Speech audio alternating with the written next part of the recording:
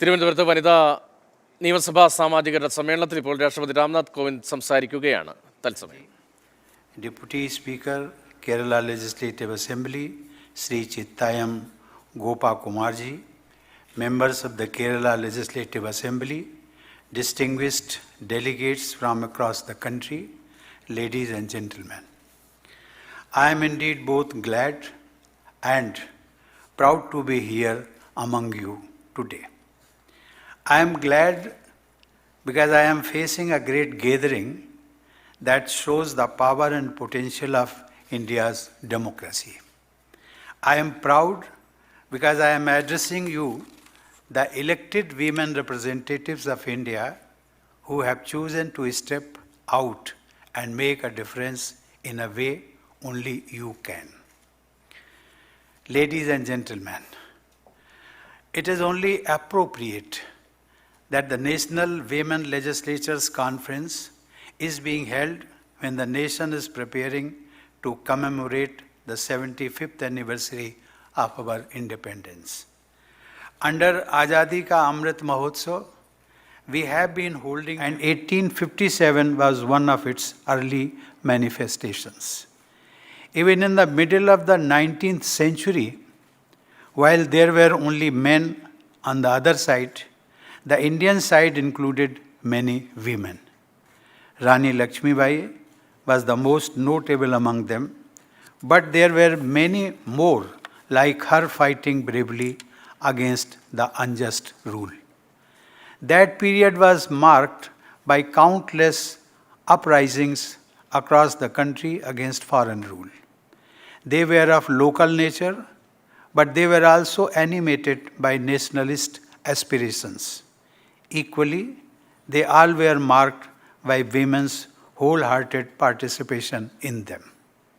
Ladies and gentlemen, it was towards the end of the 19th century that the freedom struggle started taking a distinct and formal shape. Gandhiji's return to the motherland in 1915 transformed it into a mass movement. A number of satyagraha campaigns led by him, from the non-cooperation movement to Quit India, had widespread participation of women. Indeed, historians have noted that women from all sections of society came out of their limited domestic spaces and joined public agitations in large numbers thanks to Gandhiji's unique leadership. I would like to add that those agitations were so successful eventually precisely because there was women's participation in them. Among the first women satyagrahis was Kasturba. Given the larger than life personality of her life partner, her own contribution to the nation tends to be ignored. She was not only the better half of the father of the nation, she was an inspiration to many women right from her days in South Africa. Also consider the Salt March to Dandi, the great event that changed the course of history. When Gandhiji was arrested, he chose to pass the mantle of leadership of this campaign to Sarojini Naidu. A great orator and poet, Naidu led by example and gladly faced a jail sentence. And how can we forget her associate, Kamala Devi Chattopadhyay?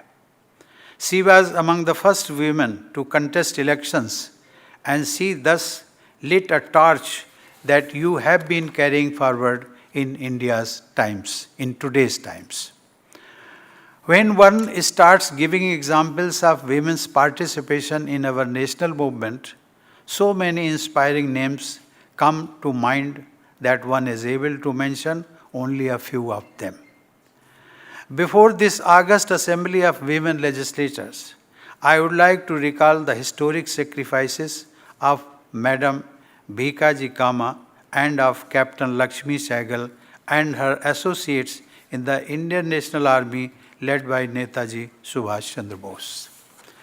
Ladies and gentlemen, when the glorious day of freedom came closer and the Constituent Assembly got together to draft a constitution for the nation, we were indeed fortunate to have 15 women members in it, and 3 of them were from Kerala. And their names were mentioned by our Chief Minister. Notable among this group was Hansaben Jivraj Mehta, also a social reformer and educationist. Her contribution to the cause of women's empowerment goes well beyond the boundaries of India. Hansaben was also India's delegate to the UN Human Rights Commission in 1947-48, when the Universal Declaration of Human Rights was being drafted. It was due to her intervention that the opening line was changed from "all men are created equal." I repeat it. The original draft was "all men are created equal." And at the instance of Hansaben, this was amended to "all human beings are created equal." Because human beings include men and women as well. India had then just emerged out of the colonial era. Yet, it is a matter of great pride for us that it was an Indian woman who taught the world the first session in gender equality. വനിതാ നിയമസഭാ